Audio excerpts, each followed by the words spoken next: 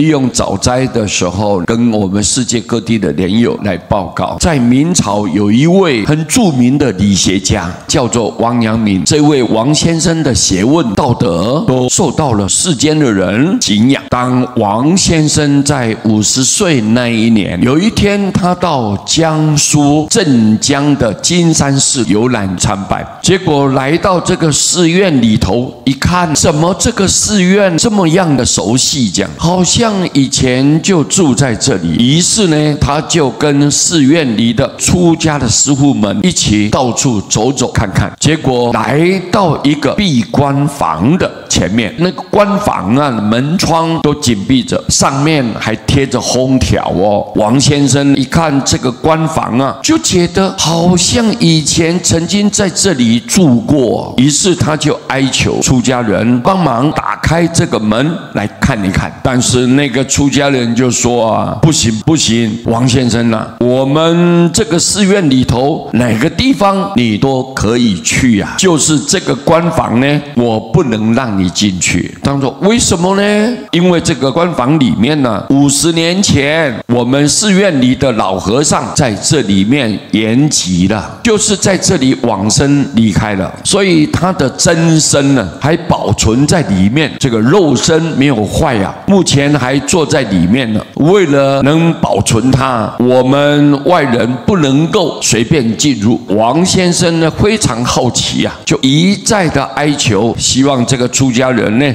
能够帮忙，让他进去看一眼。他就走了，因为王先生他在当时也是大家非常敬重的一位高人，很有地位，很有权势，所以出家人最后就答应了，就把这个门一打开了。一打开走进去一看啊，真的看到一位老和尚啊，正坐在一个蒲团的上面，盘腿而坐。虽然已经走了50年了，但是看到他的面色还是非常好。王先生看到这位老和尚的脸怎么搞得这么熟悉呢？似曾相识啊！回头一看，就看到这个墙上还写了一首诗。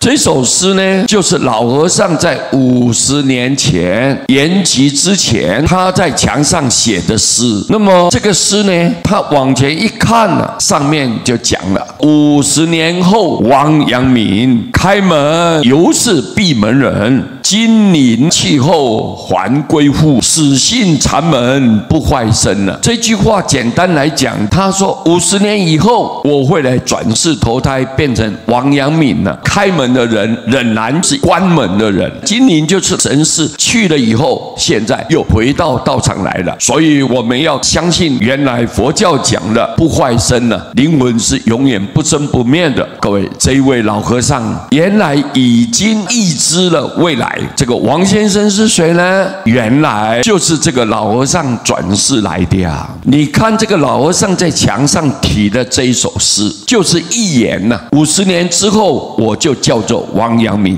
你看，把名字都写出来了。那么开门的这位王阳明呢，就是50年前这里闭门的这个老和尚。所以老和尚用这个来证明我们的神识金灵呢，就是灵魂嘛。灵魂去了以后，他还会回来，所以就证明了禅门里面，我们佛教里头有这样功夫的人，他这个身体呀，还是保持着真身不坏啊。等50年后，那个人再回来找他，这也是一个真实的案例。根据历史的记载，很清楚的详细报道这个事实。我们看到了这一位老和尚的功夫啊，实在了不起，他能够预知未来。很可惜，他一转世轮回就做了王阳明了，把前世都忘掉了。他为什么会忘掉呢？这就是我们谈到的一投胎出生种种的痛苦啊，这种折磨往往会把我们前生的记忆都给磨掉了。所以在佛教里面有一句话就说了，菩萨都有隔音之谜。哪怕你是做菩萨，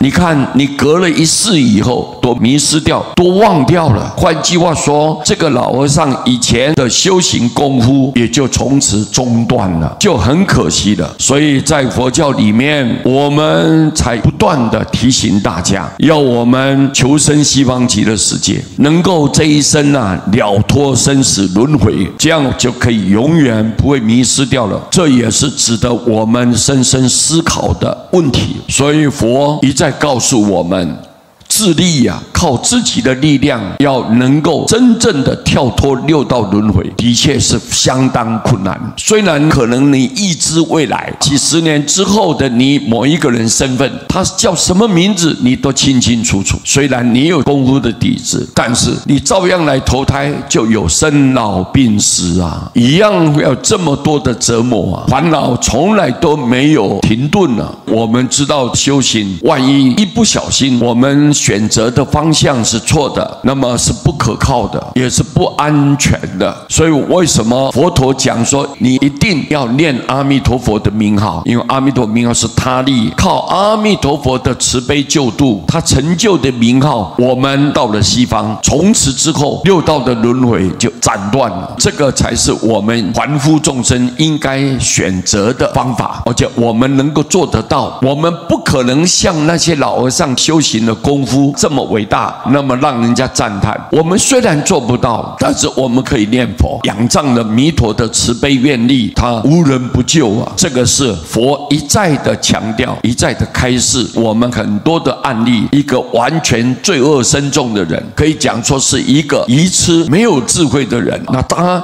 念佛的时候，阿弥陀佛照样救度他。所以这个才是我们所选择的他力念佛的方便，对我们众生产生一个实质上最大的力道。我们呢，只要诚心的念佛，人人都有希望，人人都有将来。我们今天把这个公案讲给大家，能够分享，希望我们认真努力的好好多多念佛。感谢大家，南无阿弥陀佛。